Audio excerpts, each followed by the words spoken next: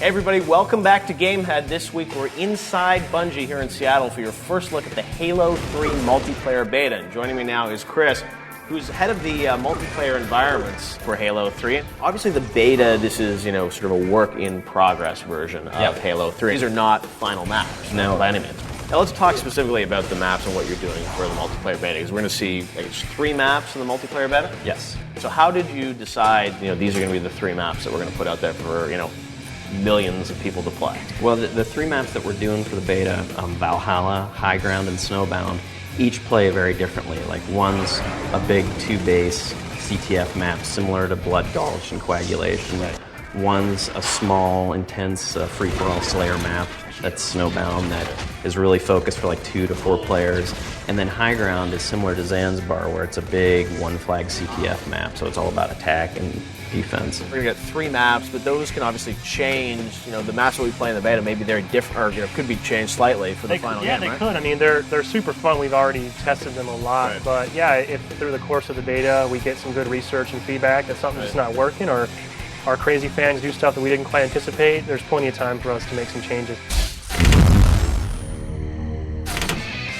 If you had to pick one sport as a perfect fit for the Wii, golf would be right up there. Wii Sports Golf was simplistic, and now EA ups the ante with Tiger Woods' PGA Tour 07. Of course, the big feature is the use of the Wiimote to mimic a golf club. You'd think your virtual swing would directly map to your in-game characters, but that's not quite the case. In a strange twist, the power of your swing is controlled by how long you hold back the club. At least you can add a hook by twisting your wrists left or right. Ultimately, the control scheme is imprecise, and the graphics on courses like Pebble Beach are grainier than a sand trap. Tiger hits above par with a Gamehead score of 6.5 out of 10.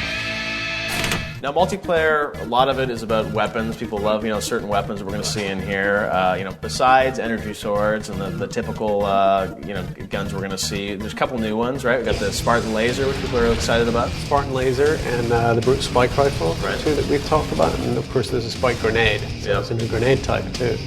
But we've balanced a lot of our weapons and come up with what our sandbox designer calls the ultimate spawning weapon, which is the assault rifle, which is just designed to give you a chance in whatever encounter you spawn in. Features like the man cannon, right, which is kind of fun. Now, tell us a bit about that idea. Oh, I mean, that just started off as, hey, we need to get people around this map, and screw the teleports? Yeah, teleporters, not so interesting, and hey, what if we put this thing here and put it at an angle like that? What's that like?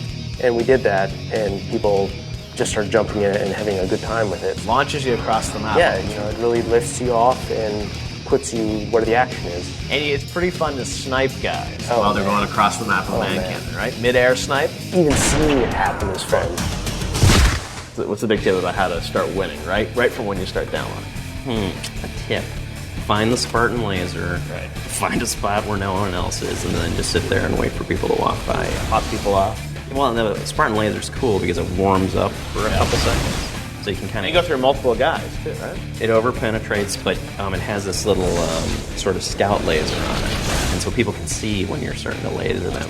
But if you aim it at the ground and let it warm up a little, and then pop it up and get it on, they have no warning. Yeah, it's brutal.